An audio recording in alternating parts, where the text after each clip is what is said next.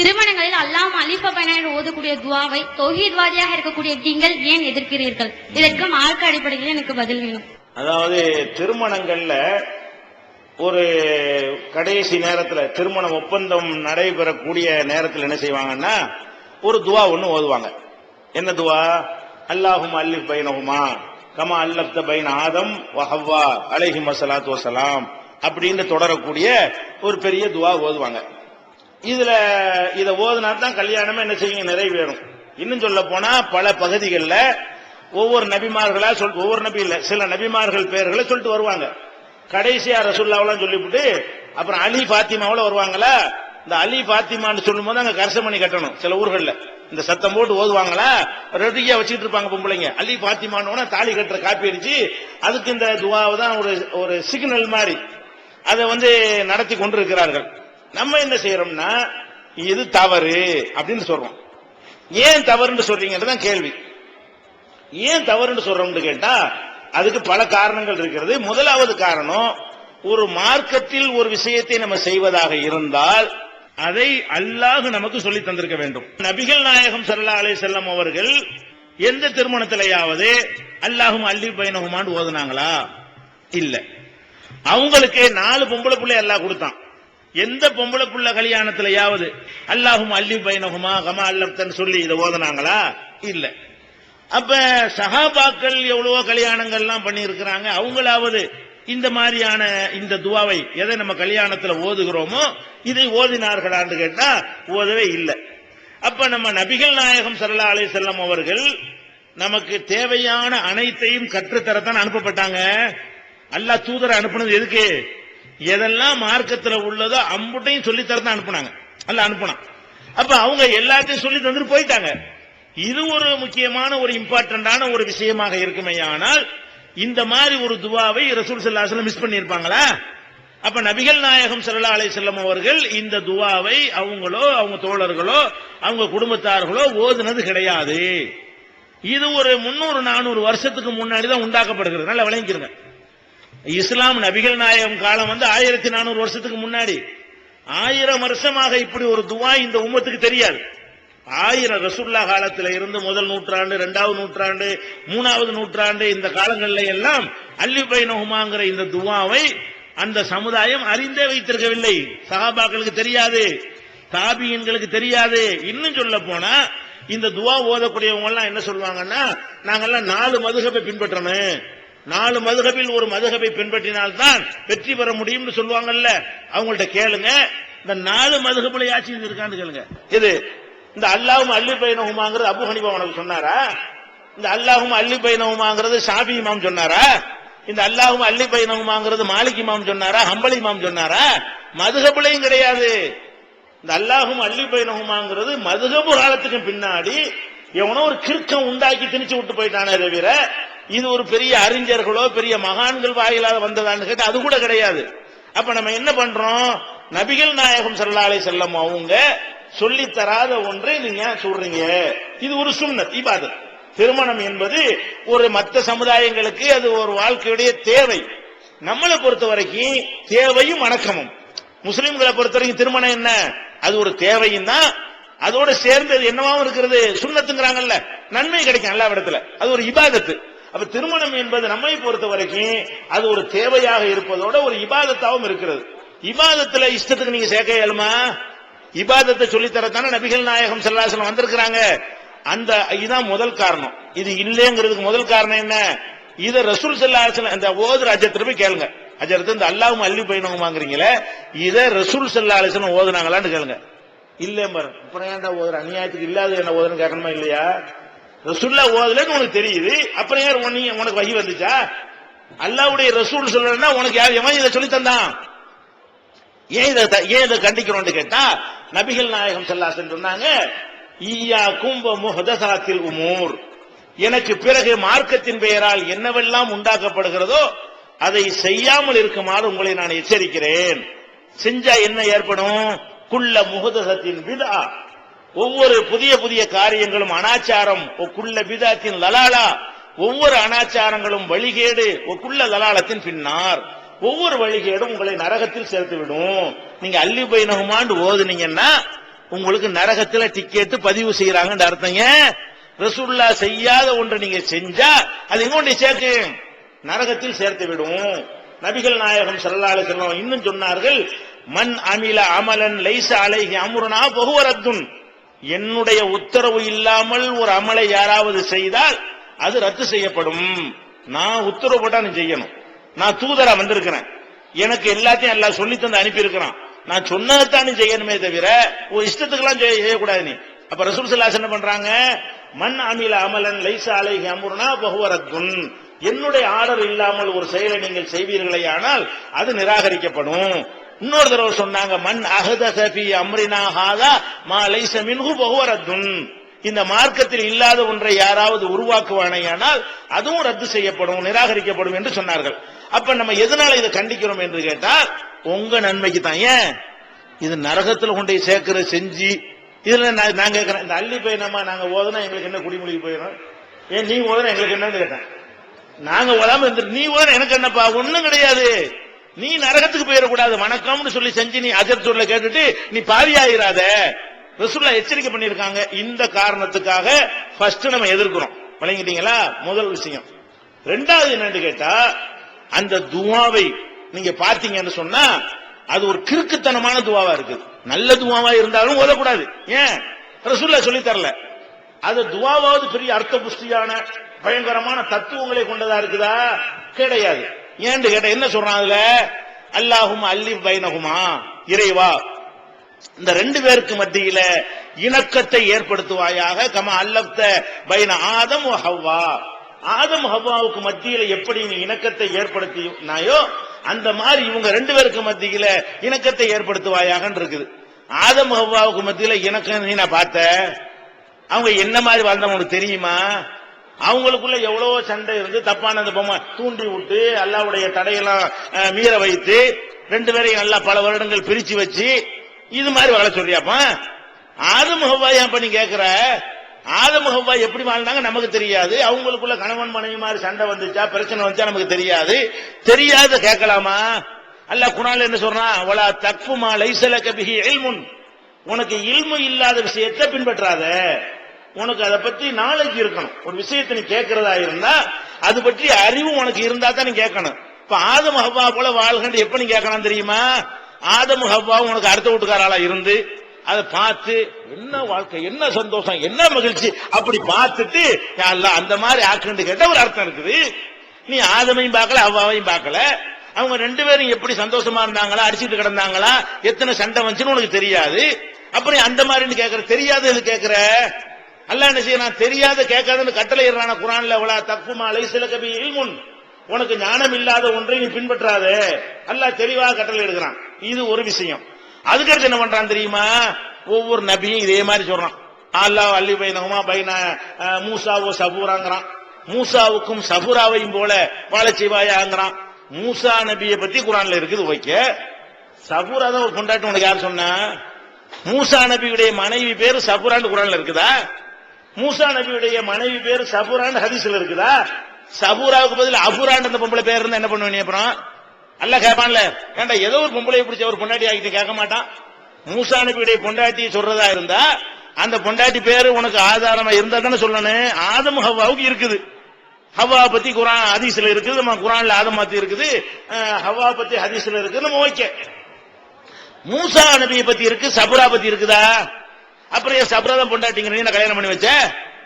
அப்ப மூசாவுடைய மனைவி சபுரான்னு சொல்றாங்க குர்ஆன்ல இருக்கணும், இல்லன்னா ஹதீஸ்ல இருக்கணும், இல்ல வரலாறுகள்ல இருக்கணும். வரலாறுக்கு முந்தின காலம் அது. வரலாறு எழுதப்பட்ட காலமே இது கிடையாது. உனக்கு எப்படி தெரியும் மூசா சபுரான்னு தெரியும்? அது இது முதல்ல ஒரு ஆளுக்கு மனைவி இல்லாத ஒரு ஆளை மனைவி ஆக்கினா என்ன குற்றமாகும்? சரி, அவங்க ரெண்டு பேரும் எப்படி வாழ்ந்தாங்க உனக்கு தெரியுமா? பேச்சுக்கு வச்சுக்கிறோம், சபுரான வச்சுக்கிறோம்.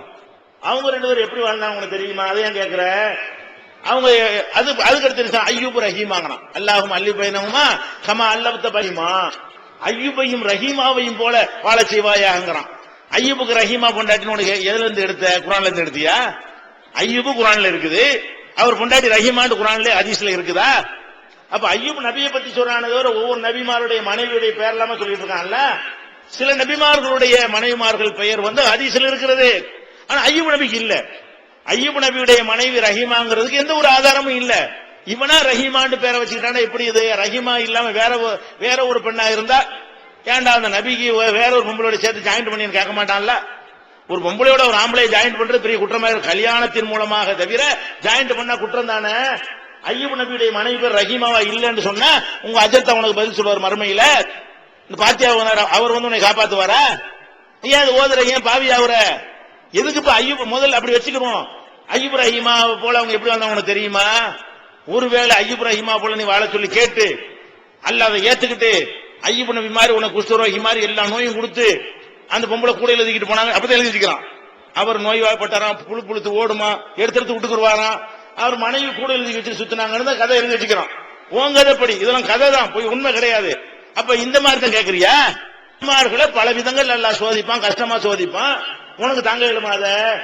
நீ உனக்கு அல்லாஹ் நமக்கு என்ன கற்றுத்தரான்? ரப்பனா லா துஹம்மில்னா மா லா தாகத லனா பிஹி. இறைவா எங்களுக்கு சக்தி இல்லாத எங்க மேல சுமத்திராத. நம்ம போய் நபிமார்கள் மாதிரி கேட்கலாமாங்க? அவங்கள பல விதம் அல்லாஹ் சோதிப்பான். இப்ராஹிம் நபி மனைவி கொண்டு பாலைவனத்தில் விடுன்னு சொன்னான். அவர் விட்டுட்டு போனாரு. இஸ்மாயில் கை குழந்தையோடு விட்டுட்டு போனாரு ஹாஜர் அவங்கள. அது மாதிரி உன்னை உன் பொண்டாட்டி விட சொன்னா விட்டுட்டு போவானா? இந்த சோதனை எல்லாம் நம்ம கொஞ்சம் தேர முடியுமா? அப்ப நபிமார்களை என்ன மாதிரி எல்லாம் வச்சிருந்தாலும் அவங்க சக்திக்கு தகுந்தவாறு அவர்களை எல்லாம் சோதித்திருக்கிறான். உனக்கு ஏன் அதை கேட்கிற? அந்த மாதிரி ஆக்கி விடாத, இப்ராஹிம் சாரா மாதிரிலாம் ஆக்கி விட்டுட்டு பிரச்சனை ஆக்கி விட்டுறாத. எனக்கு எது தாங்குமோ அதை கொடுன்னு கேளு. உனக்கு என்ன அளவுக்கு தாங்கி கொள்ள முடியுமோ அதைத்தானப்பா நீ கேட்கணும். நீ ஏன்ப்பா இல்லாதெல்லாம் கேட்கிற? இதை விட கொடுமை என்ன தெரியுமா? அப்புறம் பையன ஐயோ யூசுப் ஜுலைகாங்கிறான். யூசுப் ஜுலைகா போல வாழணுங்கிறான். இது எவ்வளவு பெரிய கேவலமானது. யூசுப் நபியை பத்தி இருக்கிறது, ஜுலைகான்னு குர்ஆன் ஹதீஸ்ல இல்ல. ஆனா அந்த அவரை அந்த வழிகெடுத்தால ஒரு பொம்பளை அவதான் ஜுலைகான்னு சொல்லிட்டு இருக்கிறாங்க. குர்ஆன்ல இருந்து பாத்தீங்கன்னா பொம்பளை நல்ல பொம்பளையா? அவ இன்னொருத்த பொண்டாட்டி. யூசுப் ஜுலைகாங்கிறான் யாரு குர்ஆன்ல வச்சு பாத்தீங்கன்னா அது வேற ஒருத்தன் பொண்டாட்டி. இவர் நல்ல கட்டழக அழகா இருந்தவன அந்த ராஜாவுக்கு பொண்டாட்டியா இருந்துகிட்ட இவரை கனெக்ட் பண்ற அந்த பொம்பளை. இவரு ஒரு தடுமாற்றம்லாம் ஏற்பட்டு கடைசியில சுதாரிச்சுக்கிட்டாரு, தப்பு செய்யல இவரு. அதுக்கப்புறம் இவரு இணங்காதனால போய் கட்டுற சுமத்தி ஜெயில அடைச்சி நான் செஞ்ச நியாயம் பொம்பளை எல்லாம் கூட்டி வச்சுக்கிட்டு நான் செஞ்ச கரெக்ட் தான், இந்த மாதிரி ஒரு அழகை பார்த்தா என்ன பண்றது என்று தன்னுடைய செயலை எல்லாம் நியாயப்படுத்தியவள். அவளை பின்னாடி யூசுப் நபி கல்யாணம் பண்ணிட்டாங்கன்னா குர்ஆன்ல சொல்லப்படவே இல்லை. அவ கெட்ட வேண்டுதான் குர்ஆன் முடிக்கிறது. 12வது அத்தியாயத்தை சூரா யூசுப் எடுத்து படிச்சீங்கன்னு சொன்னா இது தெரியும். அப்ப யூசுப் நபியோட ஒரு ஒழுக்கங்கட்ட பொம்பளையை ஜாயிண்ட் பண்ணி பொண்டாட்டி ஆக்குறீ, நீ நான் கல்யாணம் பண்ணி வச்ச எப்படி என்னப்பா இதெல்லாம் துவாங்குறீங்க? கல்யாணங்கிற ஒரு நல்ல விஷயம், நல்ல விஷயங்களை சொல்ல மாட்டீங்களா? ஒழுக்கங்கட்ட பெண்ணோட அவர் யூசுப் நபியை ஜாயிண்ட் பண்ணி அந்த மாதிரி வாழணுங்கிறீங்களா? அப்ப உங்க வீட்டு பெண்கள் அந்த மாதிரி ஒழுக்கங்கட்ட பெண்களா? எதுக்கு இதெல்லாம் துவாங்குறேன்? இப்ப நபிகள் நாயகம் ஸல்லல்லாஹு அலைஹி வஸல்லம் அவர்கள் நமக்கு ஒரு துவா சொன்னாங்க திருமணத்துக்கு. என்ன சொன்னாங்க? என்ன ஒரு திருமணத்தை கலந்து கொண்டாலும் சரி, திருமணம் செய்ய போறேன்னு சொன்னாலும் சரி, திருமணம் செஞ்சிட்டேன்னு வந்து சொன்னாலும் சரி, பாரக்கல்லாஹு லக்க. அவங்க செஞ்ச துவா என்ன? பாரக்கல்லாஹு அலைக்க, பாரக்கல்லாஹு லக்க என்று சொல்வார்கள், பாரக்கல்லாஹு அலைக்கன்னு சொல்வார்கள். இதான் ரசூல் ஸல்லல்லாஹு அலைஹி வஸல்லம் துவா. இதுக்கு என்ன அர்த்தம்? அல்லாஹ் வந்து உங்களுக்கு பரக்கத்து செய்யட்டும். மணமக்களுக்கு துவா செய்ய விரும்பினீர்களே ஆனால் என்ன கேட்கணும்? பரக்கத்து செய்வாயாக கேளுங்க. அரபியில சொல்ல தெரியாட்டாலும் பரவாயில்லை. கல்யாணத்துல போய் அல்லாஹ் உங்களுக்கு பரக்கத்து செய்யட்டும்னு சொல்லு. பெண்கள்லாம் போய் மணப்பெண்ட சொல்லுங்க அல்லாஹ் உனக்கு பரக்கத்து செய்யட்டும். ஆம்பளை எல்லாம் மாப்பிள்ளையிட்ட சொல்லுங்க அல்லாஹ் உனக்கு அரபியில சொல்ல தெரியாட்டு தமிழ்ல சொல்லுங்க. இது துவா. பரக்கத்துனா என்ன? இதான் கேட்க எல்லாம் அடங்கி போச்சு, ஒரு சொல்லுல அடங்கி போச்சு. அல்லாஹ்வுடைய ரசூல் அவர்கள் இந்த மாதிரி பெரிய கட்டுரை வடிவத்திலாம் துவா சொல்லி தரல. இவ்வளவு ஷார்ட்டான துவா. பாரக்கல்லாஹு லக்க வ பாரக அலைக்க வ ஜமா பைனகுமா ஃபீ கைர் இப்படியும் சொல்லி இருக்கிறார்கள். சில நேரத்தில் பாரக்கல்லாஹு லக்க மட்டும் சொல்லி இருக்கிறார்கள். அர்த்தம் என்ன? அல்லாஹ் உனக்கு பரக்கத் செய்யட்டும். பரக்கத்துனா என்ன? பரக்கத்துனா நம்முடைய கண்களுக்கும் அறிவுக்கும் புலப்படாமல் மறைமுகமாக அல்லாஹ் செய்யக்கூடிய பேரருள். அதுக்கு பேர் தான் என்னது? பரக்கத். நம்ம ஒரு கணக்கு போடுவோம், அதை தாண்டி ஒரு காரியம் நிறைவேறிச்சுன்னு வைங்க, அதுக்கு பேர் என்னது? பரக்கத். ஒரு 100 ரூபாய் இருக்கு, 100 ரூபாயில என்ன செய்யலாம்? ஹோட்டல்ல போய் சாப்பிட்டோம்னா இன்னைக்கு ஒருத்தன் சாப்பிடலாம். 100 ரூபாய்க்கு என்ன செய்யலாம்? பகலுக்கு போய் சாப்பிட்டா ஒருத்தனுக்கு பத்தாது. ஒரு நடுத்தரமான ஹோட்டலுக்கு போனா கூட 100 ரூபாய் பத்தாது. அட்டு பிடிச்ச ஹோட்டலுக்கு போனா 100 ரூபாய்க்கு பகல் சாப்பாடு சாப்பிடலாம். சில குடும்பங்களை பார்க்கணும், 7-8 பேர் குடும்பத்துல மெம்பர் இருப்பான், மாசம் 3000 ரூபாய் அவனுக்கு சம்பளம். அப்ப ஒரு நாளைக்கு 100 ரூபாய் தான் வருது. இந்த 100 ரூபாயில வந்து 10 பேர் 7-8 பேர் சாப்பிட்டு அதுல மிச்சப்படுத்தி ராத்திரி சாப்பாடு செஞ்சு, அதுல காலை சாப்பாடு செஞ்சு, அதுல 10 ரூபாய் மிச்சப்படுத்தி வச்சு பிள்ளை பள்ளிக்கூடத்துல சேர்க்கிறான்னு சொன்னா இந்த 100 ரூபாய் எவ்வளவு பெரிய வேலை செய்யுது. ஒரு 100 ரூபாய் ஒருத்தன் பகல் சாப்பாட்டுக்கு பத்த மாட்டேங்குது, இன்னொரு 100 ரூபாய் 10 பேருக்கு சோறு போடுது. அப்ப அந்த அல்லாஹ் தர்றது குறைவா இருந்தால் நிறைவா இருந்தாலும் அதுல நம்ம தேவையெல்லாம் நிறைவேறணும். அதுக்கு பேர் பரக்கத். உங்களுக்கு அல்ல 500 ரூபாய் தரட்டும், 1000 ரூபாயை தரட்டும், உங்க தேவை நிறைவேறணும். அதானே உங்களுக்கு தேவை. 1000 ரூபாய் அல்ல அவங்க தந்துட்டான், சோறு தின்றுறீங்க, டிரெஸ்ஸும் எடுத்துடுறீங்க, வீடும் கட்டிக்கிறீங்க, கரண்ட் பில்லும் கட்டிடுறீங்க, பிள்ளை படிக்கவும் வச்சிடுறீங்க. இந்த 500 ரூபாயிலேயே இதுக்கு மேல என்ன உங்களுக்கு வேணும்? ஒருத்தனுக்கு அல்ல 1 லட்சம் ரூபாய் கொடுக்கறான், டெய்லி 1.5 லட்சம் ரூபாய் செலவு வச்சிடறான். இது என்னத்துக்குண்டேன்? 1 லட்சம் ரூபாய் டெய்லி கொடுத்துட்டு செலவு எவ்வளவு? 1.25 லட்சம் ரூபாய் டெய்லி 25,000 ரூபாய் கடனாளி ஆயிட்டு இருப்பானே. இது தேவையா? டெய்லி 500 ரூபாய் கொடுக்குற மாதிரி கொடுத்துட்டு 600 ரூபாய் செலவு வச்சா நிறைய வர்றதுக்கு நீங்க ஆசைப்படாதீங்க. இறைவன் தருவதில் நம்ம தேவை பூர்த்தி ஆகணும். அதான் வாழ்க்கைங்கிறது. கடன் இல்லாத வாழ்க்கை. எவன்கிட்ட கையேந்த வேண்டியதில்லை, எவன்கிட்ட கடன் வாங்க வேண்டியதில்லை. 1000 தர்றானா 1000த்துல எந்த பரக்கத்துன்னு ஒண்ணு இருக்கு, நல்லா விளங்கிக்கிறங்க. எப்படி எல்லாம் சொல்ல முடியாது, ஆனா அது அந்த அதிசயம் நடந்து கொண்டுதான் இருக்கிறது. இந்த உம்மத்துக்கு அல்லாஹ் என்ன செய்யறான்? பரக்கத் செஞ்சுக்கிட்டே இருக்கிறான். இன்றைக்கு நீங்க பாருங்க, எத்தனையோ குடும்பங்கள்ல ஒரே ஒரு ஆம்பளை தான் வெளிநாட்டுல வேலை செய்வான். உம்மா வேலைக்கு போவாது. களை எடுக்க முடியல அனுப்புறாங்களா? நாத்து பறிக்க முடியல அனுப்புவாங்களா? இல்ல அப்படி போறீங்களான்னு கேட்டேன். வேற வேற சமுதாயம் என்ன செய்வான்? புருஷங்காரன் வேலை செய்வான், பொண்டாட்டி வேலை செய்வா, ஆத்தா வேலை செய்வா, அக்கா வேலை செய்வா, தங்கச்சி வேலை செய்வா, நண்டு சொண்டெல்லாம் என்ன செய்வான்? வேலைக்கு எழுப்பிடுவான். ஒரு குடும்பத்துல 10 பேர் இருந்தா 10 பேரும் வேலை செஞ்சுட்டு வந்து சம்பாரிச்சிட்டு வந்து ஒரு ஆள் 200 ரூபாய் சம்பாரிச்சாலும் என்னவாச்சு? ஒரு நாளைக்கு 2000 ரூபாய், மாசம் 60,000 ரூபாய். பெரிய பெரிய சாப்ட்வேர் இன்ஜினியருக்கு அவ்வளவுதான் சம்பளம் கொடுப்பான் அரபு நாட்டுல. அவ்வளவு பெரிய சம்பாத்தியம் யார் பண்றா? ஒரு கொத்தனார் வேலை, ஒரு கட்டட தொழிலாளர் வேலை, ஒரு விவசாய வேலையில ஈடுபட்டாங்கன்னு சொன்னா 10 பேர் ஒரு குடும்பத்துல இருந்தா 60,000 ரூபாய் மாசம் கிடைக்கிறது. உங்களுக்கு என்ன கிடைக்கிறது? ஒரு ஆம்பளை போய் மாசம் 10,000 ரூபாய் சம்பளம் வாங்கி 3,000 ரூபாய் செலவழிச்சு போட்டு 7,000 ரூபாய் உங்களுக்கு அனுப்புறான். மேக்சிமம் இதான் நடந்து கொண்டிருக்கிறது. 1-2 பேர் கூட குறைய இருக்கலாம். இந்த 10,000 ரூபாயில தான் நீங்க சாப்பிடுறீங்க, வீடு கட்டுறீங்க. அவன் குடிசையில உட்காந்துருக்கான், 10 பேர் வேலை செஞ்சு குடிசையில இருக்கிறான். ஒத்தன் சம்பாரிச்சு வீடு கட்டுறீங்க, ஒத்தன் சம்பாரிச்சு அடுக்குறீங்க. ஒரு கையை வெட்டினா போதும்னாங்கிறான். என்ன பேசுகிறாங்க? ஒரு கையை வெட்டினா காலத்துக்கு சாப்பிடலாங்கிறான். அவ்வளவு அடுக்கிறீங்க. அந்த அளவுக்கு அடுக்கிறதுலாம் எதுல இருந்து வருது? ஒத்தன் சம்பாதிக்கிறான், அதுல நகனட்டா அடுக்குறீங்க, பில்டிங்கா கட்டுறீங்க, முழிக்கலாம் எல்லாரும். என்னடா இது, நம்மளும் தானே 10 பேர் வேலை செய்யறோம், நம்ம மூடு கிடைக்க மாட்டேங்குத. இவன் ஒருத்தன் போய் சம்பாரிச்சு முடிச்சு செய்யறானே. அவன் செய்யற 10,000 ரூபாயில் அல்ல பரக்கத்துன்னு ஒண்ணு உள்ள வைக்கிறான். இவன் சம்பாதிக்கிற 60,000 ரூபாய் பரக்கத்து வைக்கல. 60,000 ரூபாய் சம்பாரிச்சு வீடு கட்ட முடியல, 10,000 ரூபாய் சம்பாரிச்சு நீ வீடு கட்டுற, சொத்து வாங்குற. பாக்க என்ன செய்யறோம்? முஸ்லீம் தான் நல்லா இருக்காங்க, நம்ம நல்லாவே இல்லை சம்பளத்துல. ஆனா அல்லாஹ் வந்து மறைமுகமா அந்த தேவையை பூர்த்தி செய்யற காரணத்தினால நம்ம என்ன செய்யறோம்? நல்லா இருக்கும். எல்லார் பார்வையுமே முஸ்லீம் அவங்க நல்லா இருக்காங்க, செழிப்பார். இறைவனுடைய மறைமுகமான அருள் உங்களுக்கு கிடைக்கிறது. ரசூலுல்லாஹ் ஒருத்தர் வர்றாரு, வந்து தங்குறாரு. தங்குமா என்ன செய்யறாருன்னு கேட்டா, சாப்பாடுனா என்ன, சோறுகள்லாம் இப்ப கிடையாது, வறுமையான காலம். பைத்துல் மால்ல ஒட்டகம்லாம் இருக்கு, ஜக்காத்துடைய ஒட்டகம்லாம் இருக்கும். என்ன செஞ்சாங்கன்னு கேட்டா, இவருக்கு ஆட்டுப்பாலை கறந்து கொடுங்கிறாங்க. ஒரு ஆட்டுப்பாலை கறந்து கொண்டாந்து குடிக்கிறாங்க. குடிக்கிறாரு, இன்னும் வேணுங்கிறாரு. மறுபடியும் கறந்து கொண்டாந்து கொடுக்கறாங்க. அதையும் குடிச்சு இன்னும் வேணுங்கிறாரு. மறுபடியும் கொண்டாந்து கொடுக்க ஒரு பாட்டு என்ன செய்யறாரு? குடிச்சுக்கிட்டே இருக்கிறாரு. 3-7 வரைக்கும் போகுது. அப்ப அடுத்த நாள் என்ன செஞ்சார்? ரசூலுல்லாஹ் உபசரிச்சதை பார்த்துட்டு, நான் இஸ்லாத்துல ஏத்துக்கிறேன், உள்ள நான் யாருன்னே தெரியாது, உங்களுக்கு வந்தேன், ஒரு சகோதரன் மாதிரி இவ்வளவு அழகா கவனிக்கிறீங்க, இவ்வளவு அழகா எனக்கு பசியாடுற அளவுக்கு என்னை வந்து உபசரிக்கிறீங்க என்று அதுல ஈர்க்கப்பட்டு ரசூலுல்லாஹ்வுடைய அடக்கம், அந்த குணம், பண்பாடு இதெல்லாம் பார்த்து விட்டு இஸ்லாத்தில் ஈர்க்கப்பட்டு அவர் இஸ்லாத்துல இணைஞ்சிடுறாரு. அடுத்த நாள் ஒரு ஆட்டுப்பாலை கொண்டாந்து கொடுத்தா அதையே குடிக்க முடியாம போதும் போதுங்கிறாரு. அப்ப ரசூல் ஸல்லல்லாஹு அலைஹி வஸல்லம் சொன்னாங்க, ஒரு முஸ்லிம் ஒரு வயிற்றுக்கு சாப்பிடுகிறான், ஒரு முஸ்லிம் அல்லாதவன் 7 வயிற்றுக்கு சாப்பிடுகிறான். ஒரு முஸ்லிம் என்ன செய்யறான்? இஸ்லாம்ங்கிற அதை ஏத்துக்கிட்டு பிஸ்மில்லான்னு சொல்லி குடிக்கும் பொழுது ஒரு ஆட்டுடைய பால் உனக்கு போதுமானதா இருக்கிறது. இல்லன்னா உனக்கு 7 ஆட்டுப்பால் பத்த மாட்டேங்குது. 7 ஆட்டுப்பால் நம்ம ஊர் ஆடு கிடையாது, ஆனா லிட்டர் கணக்குல கறக்கும். அந்த மாதிரி ஆடு, அரபு நாட்டு ஆடுகள்லாம், ஆஸ்திரேலியா ஆடு மாதிரி ஆடு. அப்ப எதுக்கு இதை சொல்றோம்? பரக்கத்துன்னு ஒண்ணு இருக்கு, அதான் நமக்கு தேவை. நம்ம எதுக்கு ஆசைப்படணும்? அல்லாஹ் வந்து மறைமுகமா ஒரு தன்னுடைய அற்புதத்தை உலகத்தில் செய்து கொண்டே இருக்கிறான். பரக்கத்தை நீங்கள் புரிந்து கொள்வதற்கு சில உதாரணங்களை சொன்னால் விளங்கும். எதுக்கு இந்த கல்யாண துவாவுக்கு இருந்தாலும் இந்த செய்திகள்லாம் நீங்க தெரிந்து வைத்துக் கொள்ள வேண்டும். இப்ப இந்த உலகத்திலேயே வலிமையான மிருகம் எதுங்க? சக்தி வாய்ந்த மிருகம் புலி புலி இருக்குல்ல காட்டுல சிங்கம்பாங்க, சிங்கம்லாம் ரெண்டாம் பட்சம் தான். காட்டுக்கு ராஜா சிங்கம்பாங்க, புலி ஒரு தட்டனா சிங்கம் செத்து போயிருவானுங்களா. புலிதான் வலிமையான மிருகத்திலே சக்தி வாய்ந்தது. எது? புலிதான்.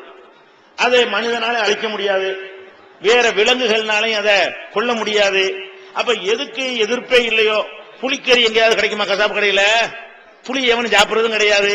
அப்ப புலியை அழிக்கவும் முடியாது, கடையில கிடைக்கவும் செய்யாது, அப்படி யாராலும் அழிக்கவும் முடியாதுங்கும் போது அந்த இனம் என்ன செய்யணும்? தாறுமாற வளரணும்ல.